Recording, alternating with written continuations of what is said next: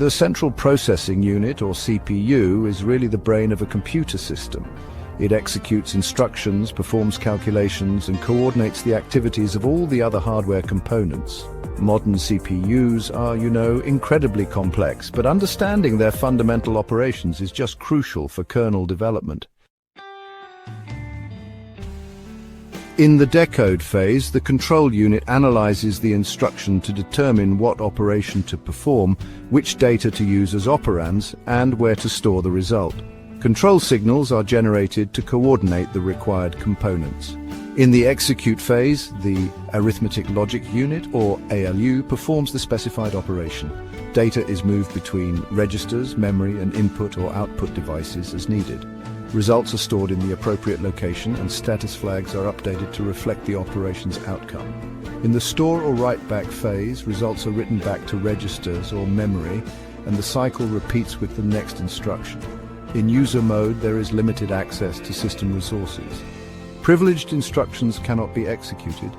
Applications run in this mode, and memory access is restricted through virtual memory management.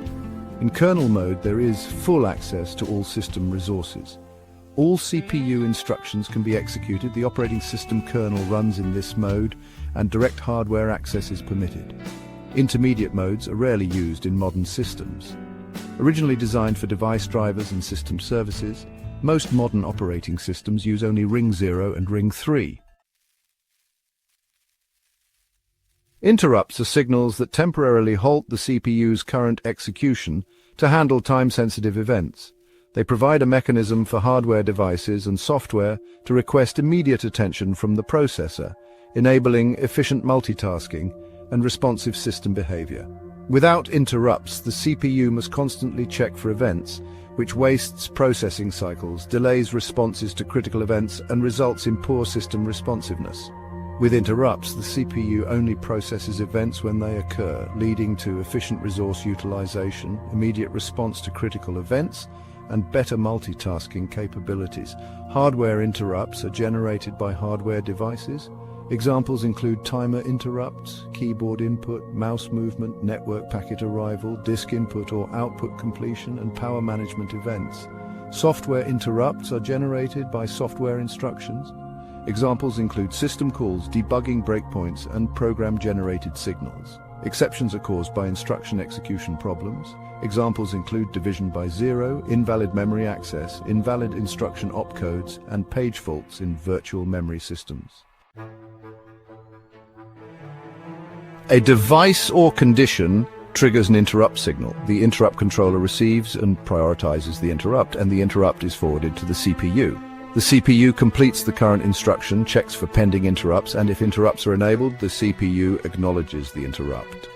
The CPU saves the current state, including registers, flags, and the program counter.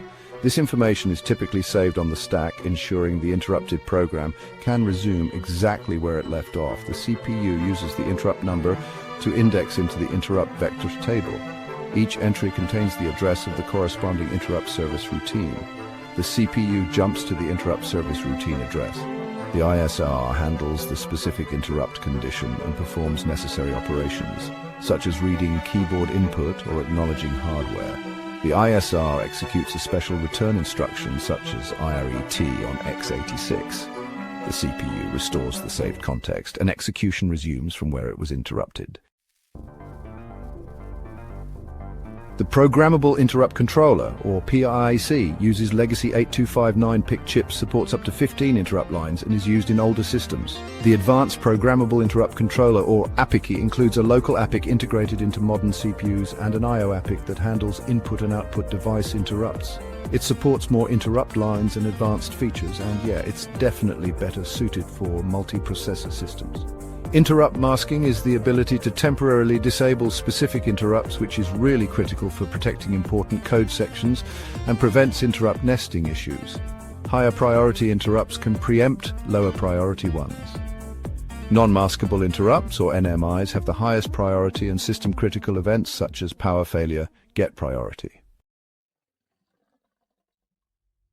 Physical memory consists of RAM chips connected to the memory bus organized in pages, typically 4 kilobytes on x86.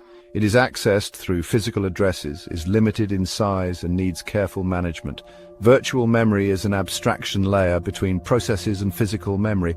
Each process has its own virtual address space. The Memory Management Unit, or MMU, translates virtual to physical addresses, enabling memory protection and efficient memory usage.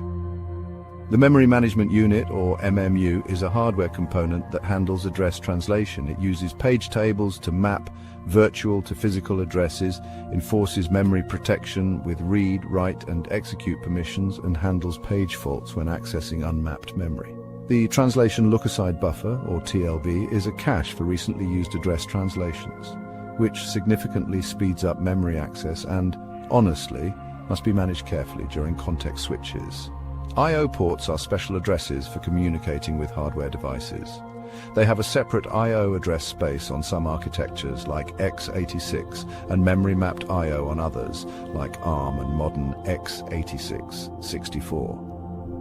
Direct Memory Access, or DMA, allows devices to transfer data directly to and from memory, which reduces CPU overhead for large data transfers and, requires careful coordination with virtual memory systems. The system bus connects the CPU, memory, and major components. PCI and PCIe are used for expansion cards and modern devices. USB is used for external peripherals, and SATA is used for storage devices. The system timer generates regular interrupt signals used for task scheduling and timekeeping, with typical frequencies from 100 Hz to 1000 Hz. The real-time clock, or RTC, is a battery-backed clock for keeping time when the system is off, used to initialize system time on boot. High-resolution timers provide precise timing for performance measurements and are essential for profiling and fine-grained scheduling. Symmetric multiprocessing, or SMP, involves multiple CPUs sharing the same memory, which requires careful synchronization. Cache coherency protocols ensure data consistency. In NUMA, or non-uniform memory access times vary based on CPU and memory location. The kernel must consider memory locality for performance.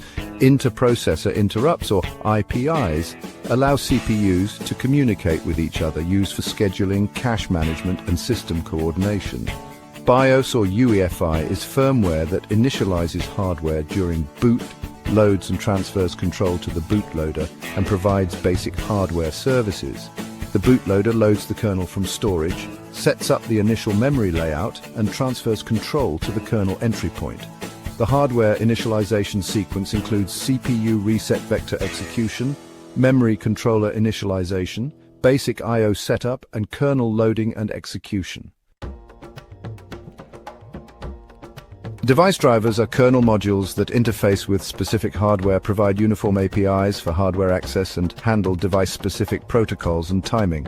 The hardware abstraction layer, or HAL, isolates the kernel from hardware-specific details, enables portability across different hardware platforms, and provides consistent interfaces for common operations.